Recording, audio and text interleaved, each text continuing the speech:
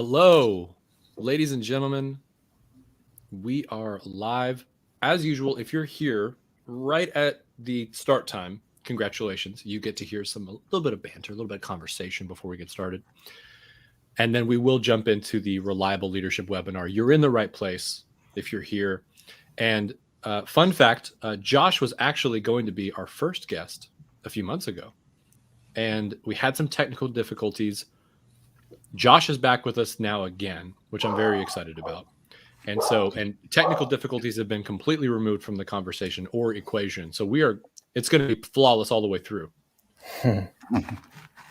That's the goal. So I'm going to give everybody just another minute or so, and then we will jump in. But gentlemen, welcome everybody. Very excited to be here with all of you. And thanks, Frank. Hello and welcome everyone to our Reliable Leadership webinar series. So during these live events, we've got the founding partners of Relia Healthcare Advisors here, Dr. Rod Brace, Dr. Michael Shabbat, always joining me, Frank Dana, the Director of Culture at Softway, as we get a chance to connect with leaders from a wide variety of industries about reliable leadership, high reliability teams, and what it takes to build reliable, inclusive, and zero harm workplace cultures. So today we have Josh Ettinger joining us. Josh, did I mispronounce your name? No, you nailed it. Home run. Oh my gosh, Josh, welcome to Reliable Leadership webinar. We're very excited to have you. And I want to kick it off by asking you if you could give us a little bit of background about who you are and the work that you do. Yeah, thanks, Frank. Great to see you again. And Rod and Dr. Shabbat, always wonderful to be in your presence. Really appreciate the opportunity to join this again, part two. Apologize for the original technical difficulties, but like I said, I think we've sorted them out. So yes, my name is Josh Ettinger.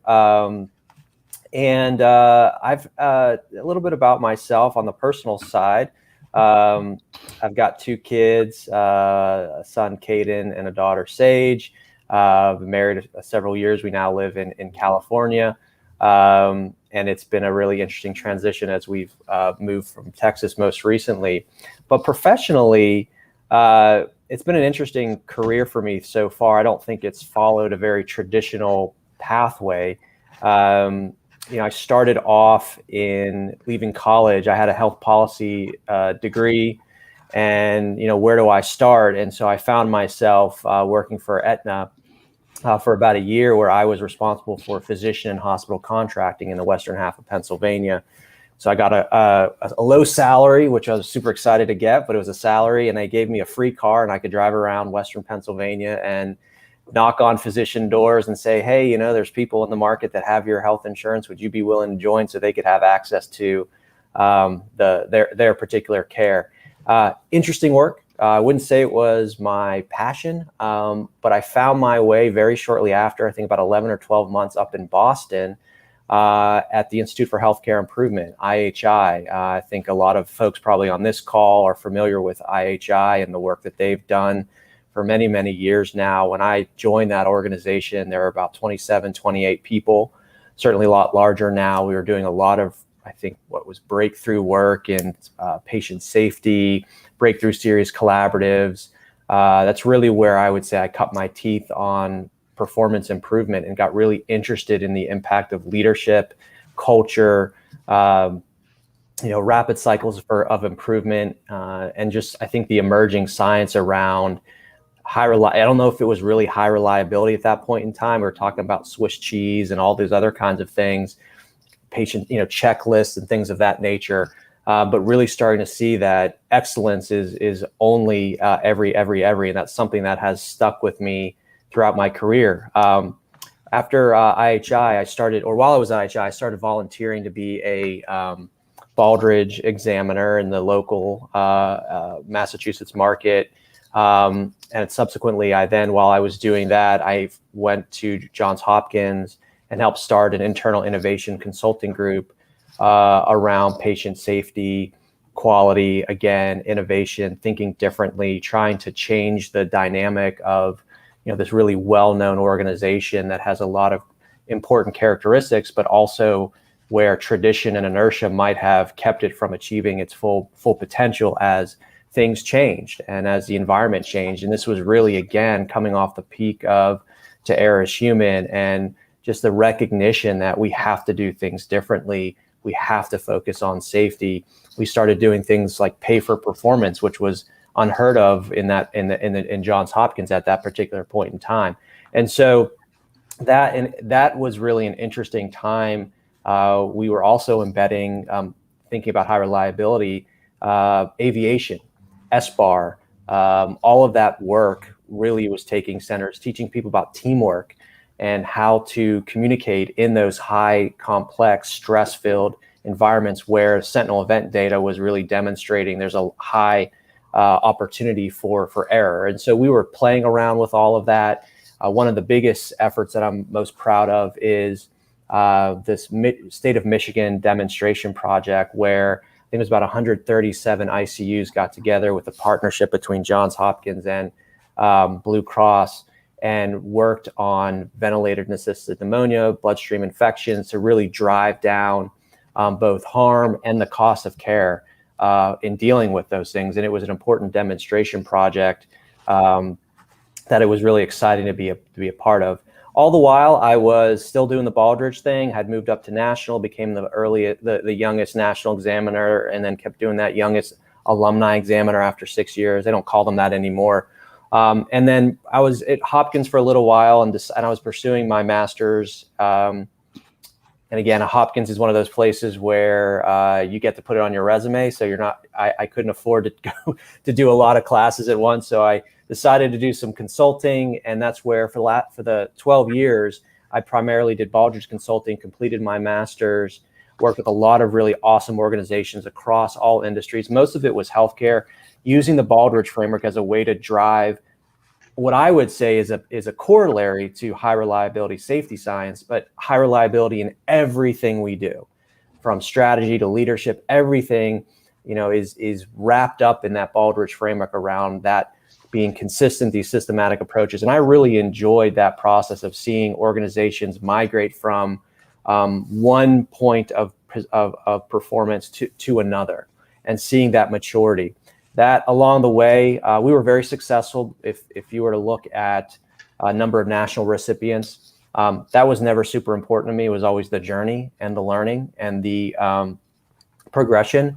But along the way, I was able to fortunately work with a health system in Houston called Memorial Hermann Health System, which Rod and Michael know very, very well. I started working with one facility, and then another, and then another. And then a colleague of ours, Chuck Stokes, approached me and asked if I would want to do a different kind of arrangement. And I had been traveling for 12 years, had the 2 kids. I was living in Chicago. I was on the planes all the time. And I got the awesome opportunity to work under Rod at Memorial Hermann. And I was there for about 3.5, 4 years before transitioning to Kaiser Permanente right now, where I am the vice president of consumer experience for our Northern Cal operations. And Kaiser, just from a size perspective, is about a $90 billion company. Northern Cal represents about $40 billion of that market contribution. So it's really exciting, a very wonderful company to try to figure out how to do consumer obsession.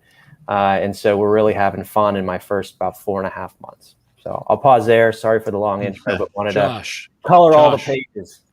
No, you did. You've lived 3 lives. I think so. It's incredible. I'm truly honored for you to join us today and for you to walk us through that, because we're going to actually touch on a lot of those topics, and it's helpful to know the backstory in regards to where you've been and where you are today.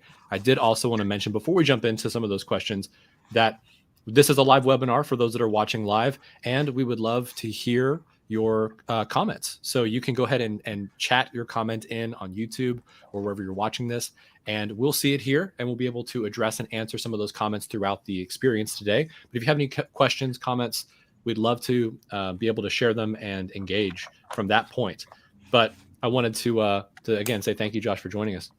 Yeah, Frank, as you and the audience can tell, Josh is the real deal. I mean, he has absolutely been deep into this. And I will say it was an honor working with him those several years. I learned a tremendous amount, not only about the Baldrige process, but he has a unique way of teaching leaders how strategy is far more than just a day retreat where we come up with some great ideas and then everything is dismissed to do what the CEO wants to do. He really has a formula to this, and he really sees strategy and quality and reliable leadership as really an operating platform. And so I appreciate the time I had with Josh. And Josh, we appreciate your time today. As we explore that a little bit, I think one of the things that we lose sight of is strategy can make or break a leadership career. There have been many CEOs of corporations, by pursuing the wrong strategy, it was the end of their leadership. There have been others that have been quite successful just based upon a leadership approach, but also a utilization of a strategy there. And so, Josh, maybe a great place to start this morning is just to get our arms around what is strategy. It's something that we're all familiar with, we believe. I learned from you that we don't give it the weight that we need to oftentimes in a corporation. But maybe just talk about some common misconceptions about strategy or ways that it's misused in organizations as a platform to leap off into what it really is. Yeah, thanks, Rod, for the question and the kind words, and reciprocated back out to you in your continued friendship. My observations have been, and I'm going to do a peanut butter approach, but stipulate that not everyone is like this. But my experience overall, and I'm seeing that even here in my current role, is that the maturity of strategic planning and strategy development and deployment within the healthcare space is not as mature as we've seen in other industries. Some of that is just because the nature of the industry has, over the many, many years, become much more business, much more of a competition, much more has started to feel the pressures of what other industries have been dealing with, the rise of consumerism, choice, needing to make certain types of moves to understand what success will be like in the future, the increasing number of out-of-industry disruptors that continue to pour into the market. So I think some of the misconceptions that I've observed is we know how to do strategy. And when you sort of break it down, by and large, what that strategy tends to focus on is a growth orientation, more singular than balanced. Okay. And so one of the things that I've been trying to do in the organizations I've worked with is saying growth is the end of something. It shouldn't be the number one driver. And so we try to look across answering the question of what are we trying to solve strategically, or even for the reason our business is in purpose for the first place, really understanding that. Strategy for our consumers, not strategy for us. I think another misconception is that I've seen in healthcare particularly is that the adherence to numbers. So if you were to and what I mean by that is if you were to clean sheet a company, you might not say, well, we want to achieve, let's say we're starting a hospital tomorrow, and this is an exercise we're doing right now in Kaiser. If we wanted to start a hospital tomorrow, would we start off by saying, well, we want our HCAHPS scores to be in the 90th percentile, we want to do ABC? Or would we really say, what need out there can we uniquely solve that would be so differentiating, that would create loyalty and engagement and a sense of bonding and attachment that would enable us to be successful going forward? Oh, and by the way, one way we might know if we're doing a good job of that is there's a satisfaction survey, is market share, is how many product defects you might be having. And for us, that's, quality and safety. And so some of those misconceptions that I've seen is, one, we know how to do it, and really answering all the questions about where we're going to win, where we're going to play, or how we're going to win, where we're going to play. What does our company want to be like when we grow up? Really thinking outside of that. Two, the planning process itself doesn't account for, as Rod, you mentioned, is sort of more C-suite or leadership, and doesn't have the full input engagement of staff. I think there's opportunities and misconceptions around how to really do strategic thinking, which is different than strategic execution. And so I'll pause there because I know I've been talking for a little bit, but I think those are some of the big misconceptions I've seen around a strategy. And then the fourth one I'll say, sorry, just because this one's also really important, is that there's a strategy that's developed, but it's not cascaded down. Right. You know, the frontline, the ideal world is, could you walk up to a frontline employee in any role in the organization and say, how do you contribute to the strategy, the direction, the mission, the vision, the goals of the organization? And can they articulate with confidence how they cascade themselves back up to that strategy? And I think one of the biggest challenges we see in many organizations is that failure for deployment of strategy, so that you create alignment, integration, and everyone moving in the similar position. And I just wanted to highlight one of the phrases you used before I toss it to Frank and Michael. Is you said uniquely solved. And I think a lot of what I see in healthcare these days is not this aspiration to create a unique solution. The power is really around Me Tooism. My competitor just opened a bunch of freestanding ERs, and therefore we need to. My competitor just opened a bunch of ASCs, and therefore we do. And in the end, as you well know, that's not a good use of resources if the consumer is the end goal. It's really a duplication of services, money not well spent, and oftentimes then the meism drives the solution as opposed to some unique solution for the consumer. And so I didn't want us to pass over. I know that's core of what you believe in your strategy, but holding uniquely solved as the banner of aspiration really starts to clear up a lot of that misconception about strategy, I think. Absolutely. I agree with you that more reactionary, well, that one did it, so we should do it. And right now, a lot of it is these outside disruptors and these digital technologies. And maybe that's the right move for an organization. It gets into the question of, I think what we end up seeing is the adherence to this belief that we can just jump to a new S-curve in an S innovation or a new opportunity, and we haven't built the capabilities. And that's the other sort of failure is we can do that too. And there was a great article by Donald Sull called in HBR many years ago about I think it was called like Why Great Companies Fail. And he talks about active inertia and how a lot of companies, and Clayton Christensen talks about it too, is the failure of the incumbents, right? Is they begin to see this new problem emerging, and they could say in the market, they could say, well, there's a failure to act.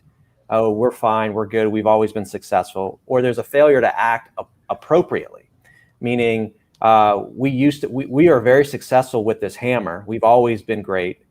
The hammer is going to help us with this next challenge. And so you bring the hammer to that next challenge, and it doesn't work. And so I think what this world of strategy, strategic thinking, this reactionary is really needs to sort of take a step back and say, what is the lane with which our company is going to occupy that we can provide a differentiated value and overall experience that causes people to only choose that organization?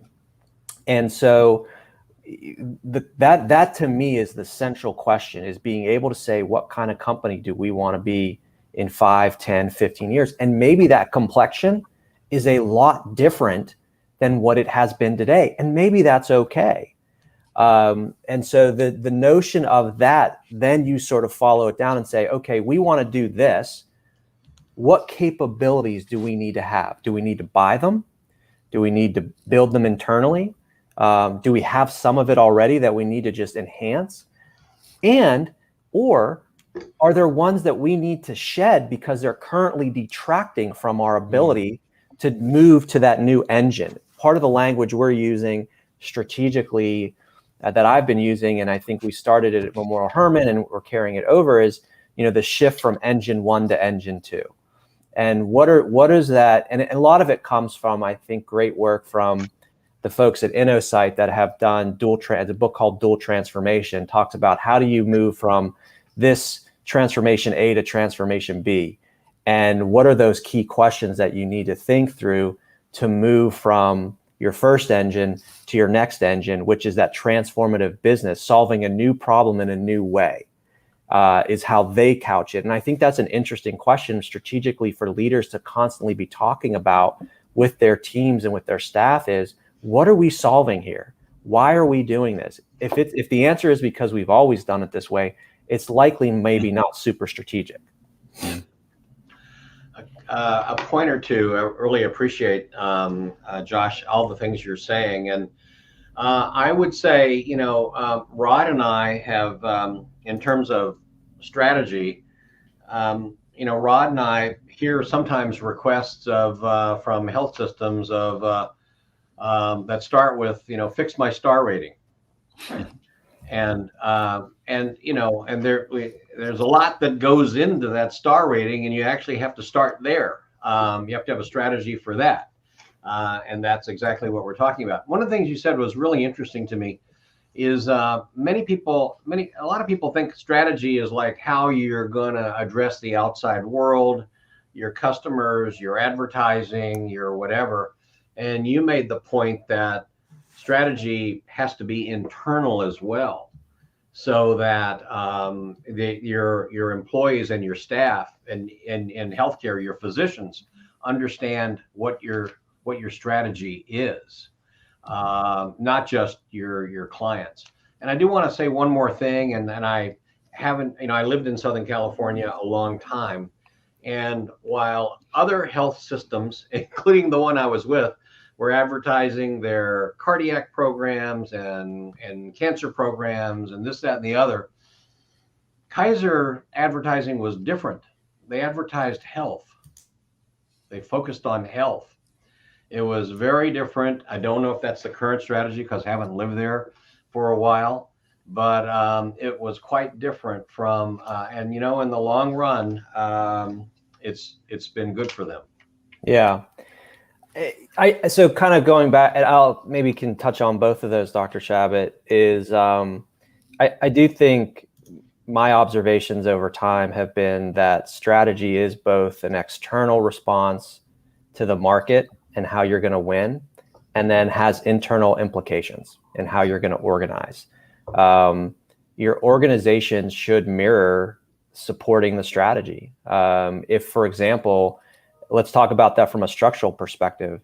If you say that quality and safety is do no harm, 0 and 100 are the only important numbers that matter in quality and safety, yet when you look at how you prioritize, when you look at your FTEs, your structure, where you're making investments, are those following that strategy? I've seen organizations that say, the consumer and patient's very important, but they've only got in a huge organization, and they've got only 2 people that are actually responsible for that entire.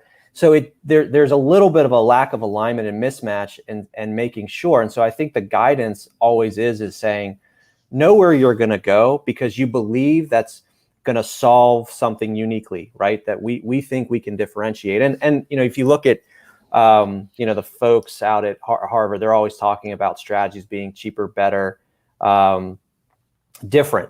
And sometimes it's hard to have all those together, but it has implications in your organization. The types of people, the capabilities, the skill sets, how you organize, how you make decisions, how you prioritize, governance, decision making, all of those kinds of things are wrapped up in strategy and organizational design elements.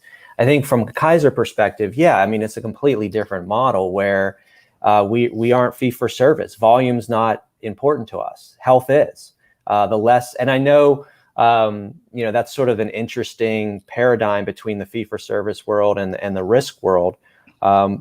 But Kaiser has always been about, when you go back to Sidney Garfield and Henry Kaiser working the shipyards in Oakland, right? It was all about creating a health plan so that the ship workers have access to healthcare and they can stay healthy so they can build the ships. Right. And so the focus has always been around health and then a care. And so there's a lot of effort to try to drive wellness, keep people out of those high cost areas. And I'll transparently, my wife and I, we just joined Kaiser Insurance a month or so ago. It's different when you go into this HMO value world and you're used to having a PPO type of an option where you're just saying, hey, I want to go see this neurologist. I want to go, and you just go off and do all these things, where they're very methodical about, there's a process, there's a flow, and it's all about managing health. So it is a very different world. And for us in Northern Cal, it is, membership is the number. Well, probably for the whole company, I'd say membership is our true north metric, because the more people we can cover, then we believe we can realize our mission and our vision, because we can deliver the best care at the best value proposition determined by the consumer. That's great, Josh. I think that's a fascinating kind of mindset that you have as an organization. We do have a couple questions, and I wanted to bring them up. We had one flash on the screen earlier, but I wanted to make sure we had time to connect these dots. So Craig Bray says, how do you help physicians see the value of consumer transparency ratings, net promoter scores, and star rating decision-making by consumers, which ultimately determines organizational strategic direction? How do you help those physicians see the value in those ratings? Yeah, it's a good question, Craig. I think when it comes to things like NPS and consumer stuff, I think, one, I'm a big believer that you just put the data out there and let the data be the driver. I think we've seen that with, if you go back, and Rod and Dr. Shabbat would know this better than I, if we go back 15, 20 years ago, even the journey of quality and safety, you needed to sort of, there were still beliefs out there that it's not me, we're good, we're fine. You still had to go back to the data and use data, the harm data, right, to really demonstrate the importance of this of this effort, the importance of how those metrics play in the lives of an operations, of performance, of strategy, et cetera. And I think we're on a similar journey with things like NPS scores and star ratings, because, for example, I've got my father-in-law is a emergency room physician, and he'd always argue with me about patient satisfaction scores. Oh, they're not important. It's just someone's perception of quality. At the end of the day, we saved their lives. Shouldn't that be enough? And I get it. However, we have to recognize that in a world where people are really living out much more informed decision making, having access to data, having access to choice, the need to share all of the domains that might influence a person's decision on whether or not to utilize or buy your service or your product, I think is extremely important. I think this is another thing that we learned from some of Clayton Christensen's work. He talked about this sliding scale of consumer choice. And I think this is really why you need to be very transparent with all stakeholders, and use the data as the single source of truth for making those strategic decisions, and versus anecdotal, or I thinks and I feels. And those are words I always listen out for, is I think this, or in my opinion. It's like, well, what does the data show? What they showed from a consumer rubric decision, again, to go back to the importance of why it's clear to be and need to be transparent, is when consumers decide stuff, there's just something. The first stage is called functional, and that means that there's something out there that somebody wants, and only one provider, one company can provide that service or that product. And so there's no choice. They can charge whatever they want. You have that opportunity because they're the one organization. And then there's reliability. meaning now there's more than one that can provide that product or service. And then you start to go, well, who can provide it better? And let's just say you have more than 2 or 3 that can provide it at the same price, same level of quality. Then it becomes, well, they make the choice on convenience. Can I get it easier, faster? Is it less of a hassle for me to access this service or acquire this product? And then the last thing, assuming that there's many options for someone to get the service or the product, simple, easy, clear, however, less hassles, is price. And so I think most people don't want to get into a race on winning through price. I think a lot of organizations most likely, and some make strategic choices to be a price leader.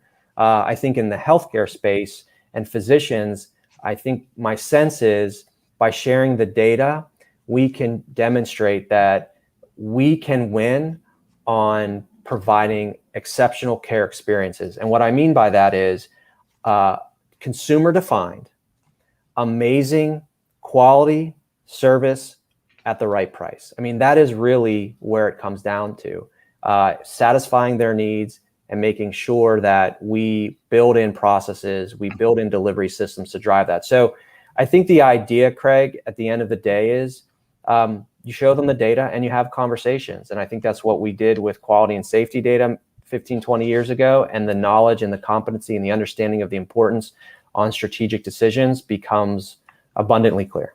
I think just to expand on that a little bit, Josh, and I think you've seen this at work too, is once we share the data, I think the data will be valued or devalued based on how much prominence we bring to that data. And so I have a personal bias that once organizations start to provide financial incentives to their leadership based on some of these measures, that the game playing sets in. And we've probably all had instances where a director will bring all of their employees in and say, we're getting ready to have these patient satisfaction or these employee satisfaction scores, and this can negatively affect my compensation, so you better give the right answer, blah, blah, blah. And so I think it's similar vein, physicians, if they see us overemphasizing too much focus on the metric as opposed to what the strategy or the performance of what we're doing, then they can devalue those. They'll dismiss them as just, well, that's just a way that you're trying to make more money or you're trying to keep the board off you. And so they have to be predictive indicators, but they're not the end all be all. And I'm sorry, go ahead, Dr. Shabbat. No, you go, and then I was just going to say, last comment that I was going to make, just following up on Rod's, is my experience has been that the majority of physicians want their patients to have remarkable service. I think that's, so I don't think it's so much, I haven't run into a lot of difficulty showing them the value of it. I think it's really around, they want it. They want their patients to have a great experience because it reflects them on them. I think the idea is, how do you incorporate it into the work so that it is just the way the work is done? We're doing a lot of work around standard work, standard operating procedure. And what I've seen is affordability has always been, and price and operational efficiencies has always been very important. Quality and safety has climbed that ladder significantly through the work of people like Rod and Dr. Shabbat nationally. And consumer stuff is trailing behind. And it's going to take several years for us to elevate it to the level where it's equal value operationally, strategically, and every other way. So, yeah, and I would I agree with that, and really, in a way, turn Craig's great question on its head. I would say there are some organizations, and Kaiser may be one of them, that have as an organizational strategic direction excellent customer service. Mm-hmm. All right. And to throw out, Nordstrom's has incredible service. Trader Joe's is not like your average grocery store, et cetera, et cetera. That comes from the top. That's a strategic direction. And so that gets imbued in their employees. And of course, most physicians, although this is changing, most physicians are not employees, although I just read the balance just tipped in toward employed physicians, like Kaiser has. But that's got to be a strategic direction, and for physicians, whether they're in private practice or employed or academic, a strategic direction for excellent customer service from everybody involved in the health system. And so I think in a way, Josh, it comes from the top. Yep. And if it doesn't come from the top, if it's not important to the C-suite, it won't be important to employees or to physicians. I very Agreed. much agree. Yeah. Agreed. Yep. And even from outside, I was going to say, even from outside of healthcare, I mean, the same is true. If you don't have a strategic imperative for creating an experience where excellence is standard and key, and that's communicated down throughout the organization, you're not going to be able to have people aligned and engaged, right? So I think it's viable for any type of organization to consider that as part of a strategic imperative. Well, and that's where too, you're absolutely right that having it at the top, and that's where leadership has to be very clear about the direction and the importance. And that's not like done 1 month before the beginning of the next fiscal year. Right. And then sort of like go back to regular business. Flavor of the month. I mean, this is the way, if in this particular question, if consumerism, for example, and service excellence is a priority, then we have to lead that way. And I think that's a lot of the questions we're asking ourselves right now is, what is it like to lead in a health system where that has consumer obsession as a fundamental priority? I mean, I don't know how we've taught leaders how to lead that way. I mean, some are organically inclined, but there's a lot that's just not their world. It doesn't mean they're bad leaders. It's just we haven't equipped them to lead in that space. We've equipped them to be, really about running hospital operations. But this is going to take a different set of lenses, and it does start with, I agree with Dr. Shabbat about prioritization at the top. And I think what's interesting with Kaiser is because there is this kind of dyadic relationship, well, triadic really, between health plan, the medical group, and the hospitals. They have to really be lockstep, and that then cascades down. And we're working through some of that. It's a big organization, but that starts there. I've got a question. I know we've got more, and I'll let Frank bring in the questions from our audience. But in terms of engaging a broad section of employees, so that you're engaging a broad section of the public for healthcare, how do you make sure that diversity and inclusion is part of the plan? If the offerings and the facilities only reflect, a part of the population, you're not going to have a broad appeal. How do you make that happen within the organization? Yeah, and it's one thing that I think we need to improve upon as a health industry, and in the domain of voice of the consumer. I don't think we've matured enough to really know with precision what our consumers, our patients, our potential patients really want and need, to the level that would help us know the breadth of all of the opportunity, all of the diverse ideas, thinking, desires, cultural needs, so on and so forth, that you would then use to inform your strategy, inform what products, services, programs you are going to offer, and the way by which you are going to offer them. I think Kaiser, with Kaiser, for example, the investments in social determinants of health, in social wellness, is all about the strategic thought and decision making that at some point in time, one, it's the right thing to do. Mm-hmm. Two, these people could, and we'd love them to be, eventually be members. Mm-hmm. And if we can understand their unique needs culturally, from a health perspective, economically, we are better positioned so that the KP card becomes the most important card in someone's wallet. That's the mindset that we're now talking about, is how does the KP card become the most important card in the wallet? And that can't just be the most important card in the wallet for a sub-segment of the community.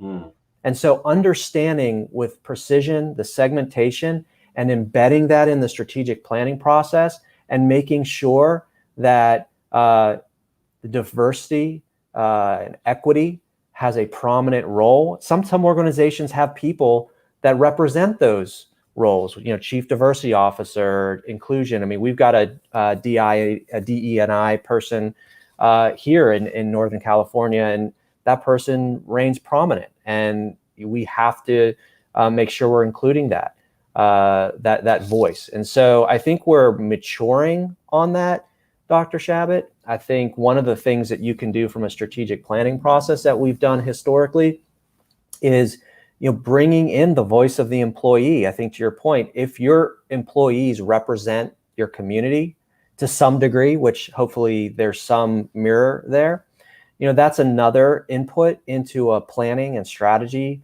type of mechanism where you can lean in and grab those ideas and get their perspectives. There's patient and family advisory councils. I mean, there's several ways that we can really tap in, but it has to be deliberate. It has to be intentional, or you're going to cut out a part of the market that's really important to you. Thanks. Thank you for that. And I wanted to jump in and showcase Don's question. Hey, Don, hello. Someone who's watched quite a few of our webinars and engaged. So thank you for joining us today, Don, and thank you for asking this question. So the question is, do you have any resources that can help a business change their philosophy on strategy? Using a field of dreams approach, we'll continue to open offices, but at some point we are going to fail. So I'm making sure I'm understanding the question. I know the Field of Dreams just played was it like this past weekend? Yeah, it was kind of magical. Kind of magical. Yeah.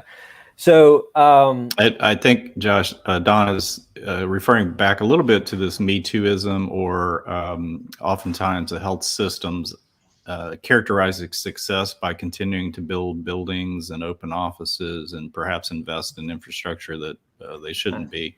Yeah. So how do you change the overall approach let's just build these and people will show up, to something that is a unique solution that you spoke to a while ago? And oftentimes healthcare leaders have been brought up in a world that says success is how many dots on the map you have in your service area. Yeah, I mean, that's a really relevant question and dynamic, right? So I think a couple of things that, whether or not they will always be successful or not, some of it depends on that individual leader that you're talking to and the depth of their beliefs. I've always found it helpful to do a lot of scenario planning, create situations that are uncomfortable and that will try to foster new thoughts. And a lot of it is what if scenarios. I think bringing in other industry stories, other, again, data points that can really demonstrate why, I guess, what is the business case? I mean, for example, we've, we're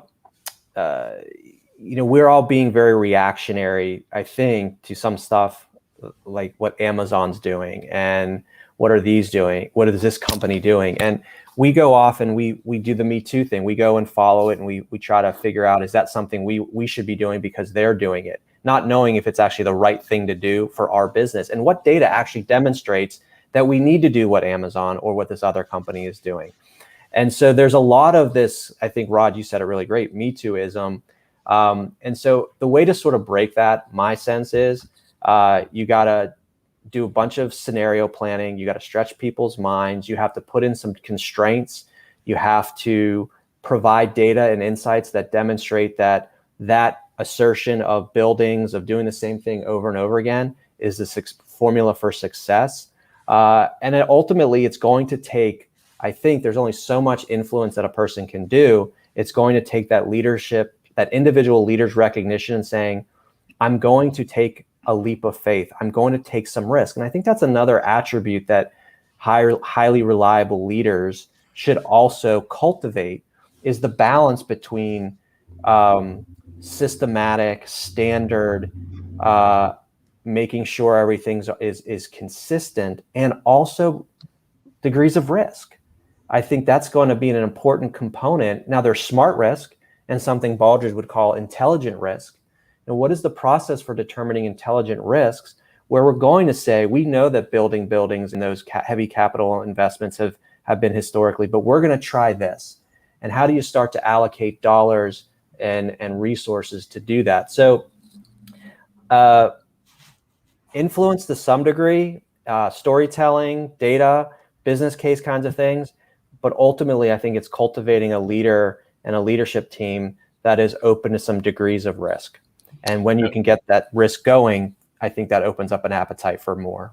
And I'll throw out, Don was asking for resources. I'll throw out one of my favorite books, and it's actually by the author you've mentioned a couple times here, Clayton Christensen, who's his not so long ago death was a tremendous loss to the thought community. But he wrote a book specifically for healthcare. It was called The Innovator's Prescription. And Don, I highly recommend that book. It really goes back to what Josh was talking about a while ago, this unique solution. He calls it a solution shop, whereby you focus on the problem that we're trying to solve. And I think that in itself becomes the business case.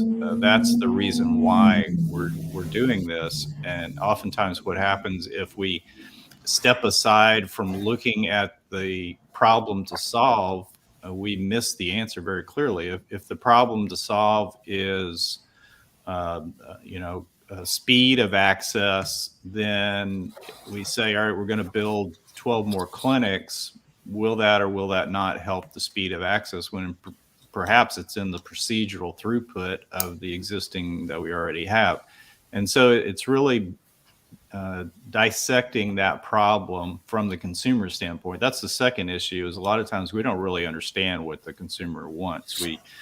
I've sat through, as many of you all have, many horrific focus groups where confirmation bias is present, and we get them to say the things we want them to say, and we run off and say, well, that's what the consumer wanted, when in fact we really didn't do a deep dive in that at all. And so the second resource I would lay out for Don is that during my time as a hospital CEO, I partnered with some local non-healthcare organizations, some of the people that I knew from our board or otherwise, and would take our team over to listen and watch their strategic planning or their strategic discussions. And what we found was we were very insulated. We were very only if it's been done before in healthcare, whereas these organizations outside healthcare really took a more broad approach. And so we learned a great deal just from partnering with other organizations outside of healthcare. You know, Rod and I think so much alike that that while the question was being read, I actually wrote a little note that you probably can't read, but it says The Innovator's Prescription. That's fantastic. You won. You won the prize. We often say we're like an old married couple. I know. But there's strategy and there's strategy. You know, while I was in Southern California, I was there for a long time. Kaiser is very large there. And they build facilities to follow their subscriber base and try to stay enough ahead of it so that excellent service can always be provided. So while I was there, they built a couple 100-bed hospital in the San Fernando Valley, and they got it fully equipped because I knew some of the companies that were equipping it. They got it all ready to go. And it turned out that their subscriber base didn't grow as fast as they had projected. They mothballed that hospital for several years until the base was there. Now, most other healthcare organizations would open it on the Field of Dreams concept, that if you build it, they will come. Having a central strategy, whether it's with regard to patient experience and patient satisfaction with employees and physicians, or use of capital assets, is actually pretty important. And the beauty of Innovators Prescription is yes about healthcare, but it's about all kind of organizations that have not changed with the times, Right. and literally all but gone away. Kodak is a fabulous example. Having invented the electronic camera, they mothballed that because they thought it would hurt their film business. Well, it actually did, but it wasn't them innovating. And there's so many other examples that are in that book. Healthcare is not exempt from that. Well, and that's where, and that in that article I referenced might be another interesting resource for the group is why great companies fail, and it talks about several companies, Firestone and all these others, and it goes through what were those strategic moves that they made or didn't make. Mm-hmm. I think the book that I like the most right now, that I'm leaning the most on, is Dual Transformation. And it's also out of Clayton Christensen's InnoSight team. It's a really easy book, great stories about companies and how they've, and really puts together a nice bunch of framework for thinking differently strategically, which I think will address the participants' questions in many ways. Yeah. Just to mention, mothballing is a tough strategy once you've probably built some pro formas. But you mentioned earlier, Josh, just in the few minutes that we have, shedding assets. Probably one of the greatest challenge to healthcare leaders today is all the bricks and mortar, billions of dollars of infrastructure that we have. And in some cases, if the strategy doesn't call for that anymore, what's your thoughts on how to equip an organization for shedding assets? Yeah, there's probably not a one-size-fits-all approach with that. And I think that's where, so the way I might approach that, and it might not be the right way, and that's okay, I suppose, is I would want to go back to a strategic planning process.